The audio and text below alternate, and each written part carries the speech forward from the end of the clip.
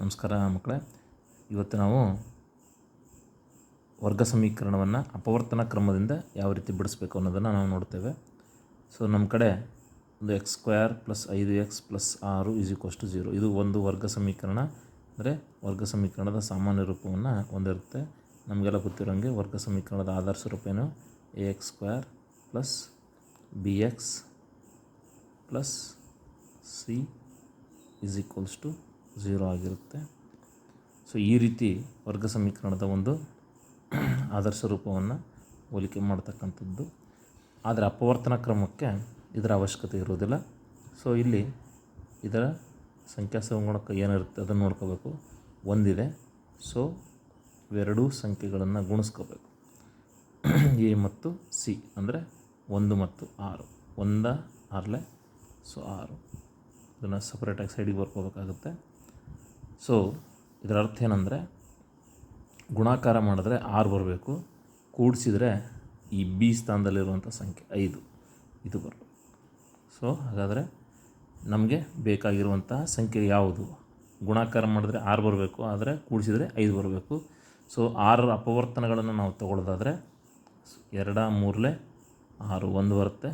ಅದೇ ರೀತಿ 6 1 6. ಸೊ ಇವೆರಡು ಅಪವರ್ತನಗಳು ನಮ್ಮ ಕಡೆ ಇರೋದು. ಸೊ ಇದನ್ನು ಉಲ್ಟಾ ಪಲ್ಟನೂ ಮಾಡ್ಕೋಬೋದು. 3 2 1 6 ಎರಡು ಸೇಮೆ. ಆದರೆ ಇವೆರಡರಲ್ಲಿ ಗುಣಾಕಾರ ಮಾಡಿದ್ರೆ 6 ಎರಡರಲ್ಲೂ ಬರುತ್ತೆ. ಆದರೆ ಕೂಡಿಸಿದ್ರೆ ಅಥವಾ ಕಳೆದ್ರೆ 5 ಬರ್ತಕ್ಕಂಥ ಸಂಖ್ಯೆ ಕೇವಲ ಇದು ಮಾತ್ರ. ಹಾಗಾಗಿ ಇದನ್ನೇ ನಾವು ಇಲ್ಲಿ ತೊಗೋಬೇಕಾಗತ್ತೆ. ಇದು 2 ಇದು 3. ಇದರ ಅರ್ಥ ಏನಂದರೆ 2 3 6 ಗುಣಾಕಾರ ಮಾಡಿದಾಗ 6 ಬರುತ್ತೆ. ಅದೇ ಕೂಡಿಸಿದಾಗ +2 +3 ಕೂಡಿಸಿದರೆ ಇದು ಎಕ್ಸಾಕ್ಟ್ಲಿ 5 ಬರ್ತದೆ. ಸೊ ಹಾಗಾಗಿ ನಾವು ಇದೇ ಎರಡು ಸಂಖ್ಯೆಗಳನ್ನು ತೊಗೊತಾ ಇದ್ದೀವಿ. ಸೊ ಈ x² ಇದು ಯಾವ ರೀತಿ ಅದನ್ನೇ ತೊಗೋಬೇಕಾಗುತ್ತೆ. ಆದರೆ ಈ 5x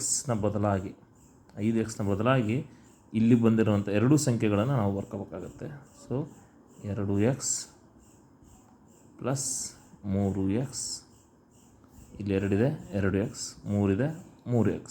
ಸೊ ತದನಂತರ +6 = 0. ಮಕ್ಕಳೇ, ಇಲ್ಲಿ ಮುಂದಿನ ಹಂತದಲ್ಲಿ ತುಂಬ ಕನ್ಫ್ಯೂಷನ್ನು ಮಕ್ಕಳು ಮಾಡ್ಕೊತಾರೆ. ದಯವಿಟ್ಟು ಇದನ್ನು ಸರಳವಾಗಿ ಅರ್ಥ ಮಾಡ್ಕೊಳ್ರಿ. ಸೊ ಇಲ್ಲಿ x ಇದೆ, ಇಲ್ಲಿ x² ಇದೆ. ಸೊ ಇವೆರಡರಲ್ಲಿ ಸಾಮಾನ್ಯವಾದಂಥ ಅಂಶ ಏನಂದರೆ ಕನಿಷ್ಠ ಸಂಖ್ಯೆ ಯಾವುದಿದೆ ಅದು ಸಾಮಾನ್ಯವಾಗುತ್ತೆ. ಹಾಗಾದರೆ ಇಲ್ಲಿ x ಇದೆ, ಇಲ್ಲಿ x² ಇದೆ. ಆದರೆ ಕೇವಲ ಇವೆರಡರಲ್ಲಿ ಒಂದೇ x ಇರೋದ್ರಿಂದ ಇವೆರಡರಿಂದನೂ ನಾವೇನು ತಗೋಬೋದು? ಕೇವಲ x ಮಾತ್ರ ತಗೋಬೋದು. ಹಾಗಾದರೆ ಇದರೊಳಗಡೆ ಉಳಿದಿರ್ತಕ್ಕಂಥ ಅಂಶ ಏನು? x² ಒಂದು x ತಗೊಂಬಿಟ್ರೆ ಏನು ಉಳಿತು? x ಉಳಿತು. ಪ್ಲಸ್ 2x ಒಂದು x ತಗೊಂಬಿಟ್ಟಿದ್ದೀವಿ, ಉಳಿದಿದ್ದೇನು 2 ಆಗುತ್ತೆ. ಸೊ ಈ ರೀತಿ ಸರಳವಾಗಿ ನಾವು ಇದನ್ನು ಅರ್ಥ ಮಾಡ್ಕೋಬೋದು. ನಿಮಗೆ ಇದರಲ್ಲಿ ಏನಾದರೂ ಡೌಟ್ ಇದ್ದರೆ ಮತ್ತೊಮ್ಮೆ ನೀವು ಇದನ್ನು ಸರಿಯಾಗಿ ನೋಡ್ಕೊಂಡು ಅರ್ಥ ಮಾಡ್ಕೋಬೇಕು. ಇದರ ನಂತರನೂ ಭಾಳ ಮುಖ್ಯವಿದೆ ನೋಡಿ. ಇಲ್ಲಿ x ಇದೆ, ಆದರೆ ಇಲ್ಲಿ x ಇಲ್ಲ. ಹಾಗಾದರೆ ನಾನು ಏನು ಬರೋಕ್ಕೆ ಸಾಧ್ಯ ಇಲ್ಲ. ಎಕ್ಸನ್ನು ಕಾಮನ್ ತೊಗೊಳಕ್ಕೆ ಸಾಧ್ಯನೇ ಇಲ್ಲ, ಸಾಮಾನ್ಯ ತೊಗೊಳಕ್ಕೆ ಸಾಧ್ಯನೇ ಇಲ್ಲ. ಹಾಗಾದರೆ ಇದರೊಳಗಡೆ ಈಗ ಅಕ್ಷರಗಳಲ್ಲಿ ಯಾವುದೂ ಇಲ್ಲ, ಅಂದರೆ ಚರಾಕ್ಷರದಲ್ಲಿ ಇಲ್ಲ, ಅಂದರೆ ಸಂಖ್ಯೆಗಳಲ್ಲಿ ನೋಡ್ತೀವಿ. ಇಲ್ಲಿ 3 ಇದೆ, ಇಲ್ಲಿ 6 ಇದೆ. ಹಾಗಾದರೆ ಈ 3 ಮತ್ತು 6 ಇವುಗಳ ಅಪವರ್ತನಗಳಲ್ಲಿ ಏನಾದರೂ ಸಾಮಾನ್ಯ ಇದನ್ನು ನೋಡಬೇಕು. ನೀವು ನೋಡಿರಿ, ನೀವು 6ನ್ನು 3 2 6 ಅಂತ ತಗೋಬೋದು. ಅದು 6 ಅಪವರ್ತನ ಆಗುತ್ತೆ. ಸೊ ಈ ಅಪವರ್ತನಗಳಲ್ಲಿ ಏನಾಗ್ತದೆ? ಇಲ್ಲಿನೂ 3 ಸಾಮಾನ್ಯ ಇರೋದ್ರಿಂದ ಸೊ 3ನ್ನು ನಾನೇನು ಮಾಡ್ತೀನಿ? ಸಾಮಾನ್ಯವಾಗಿ ತೊಗೊತೀನಿ. ಸೊ ಹಾಗಾದರೆ 3x 3 ತಗೊಂಬಿಟ್ರೆ ಉಳಿದಿದ್ದೇನು? x ಉಳಿತು. ಪ್ಲಸ್ಸಿಗೆ ಪ್ಲಸ್ಸು. 6ನ್ನು 3 2 6 ಅಂತ ಬರೆದಿದ್ದೀವಿ. ಇಲ್ಲಿ 3 ತಗೊಂಬಿಟ್ರೆ ಏನು ಉಳಿತು? 2 ಉಳಿತು. So finally that = 0. ಸೊ ಈಗ ನಿಮ್ಮ ಮಕ್ಕಳೇ, ನಾವು ಮಾಡಿರೋದ್ರ ಸರಿ ಇದೆನಾ ಇಲ್ವಾ ಅಂತ ತಿಳ್ಕೊಳಕ್ಕೆ ಭಾಳ ಸಿಂಪಲ್ ಸರಳ ವಿಧಾನ ಏನಂದರೆ, ಇಲ್ಲಿ x + 2 ಇದೆ, ಇಲ್ಲಿ x + 2 ಬರಲೇಬೇಕು, ಬಂದೇ ಬರ್ತದೆ. ನೀವು ಬಂದಿದ್ದೀರ ಅಂದರೆ ಅದು ಸರಿಯಾದಂಥ ಒಂದು ವಿಧಾನ ಅಂತ ಹೇಳ್ಬೋದು. ಸೊ x + 2ನ್ನು ಎರಡರಲ್ಲಿನೂ ಕೂಡ ಸಾಮಾನ್ಯ ಇದೆ. ಈ ಎರಡರಲ್ಲಿರ್ತಕ್ಕಂಥ x + 2ನ್ನು ಸಾಮಾನ್ಯ ತೊಗೊತಾನೆ. ನೆಕ್ಸ್ಟ್ ಉಳಿದಿದ್ದೇನು? ಇದು x ಇದೆ, x ಇಲ್ಲಿ +3 ಇದೆ, ಇದನ್ನು +3 = 0 ಆಗುತ್ತೆ. ಸೊ ಇದರ ಅರ್ಥ ಏನಂದರೆ x + 2 = 0 ಆಗುತ್ತೆ. ಇದಾದರೂ 0 ಆಗಿರಬೇಕು ಅಥವಾ ಇದಾದರೂ 0 ಆಗಿರಬೇಕು ಅಂತ. ಸೊ ಅಥವಾ x + 3 = 0. ಹಾಗಾದರೆ x is equals to plus 2 ಆ ಕಡೆ ಕಳಿಸಿದರೆ -2 ಆಗುತ್ತೆ. ಅದೇ ರೀತಿ ಎಕ್ಸ್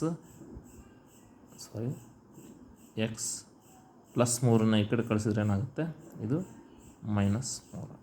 ಸೊ ಇವುಗಳು ಅಪವರ್ತನ ಕ್ರಮದಿಂದ ಯಾವ ರೀತಿ ನಾವು ಬಿಡಿಸ್ಬೇಕು ಅನ್ನುವಂಥದ್ದನ್ನು ನಾವು ಉದಾಹರಣೆಗೆ ನಾವು ನೋಡ್ತಾ ಇದ್ದೀವಿ. ಸೊ ನೆಕ್ಸ್ಟ್ ಇಲ್ಲಿ ನಿಮ್ಮ ಹೋಮ್ವರ್ಕ್ ಏನಾಗುತ್ತೆ,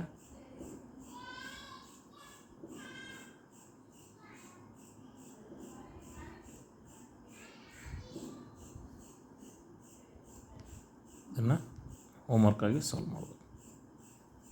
ಥ್ಯಾಂಕ್ ಯು.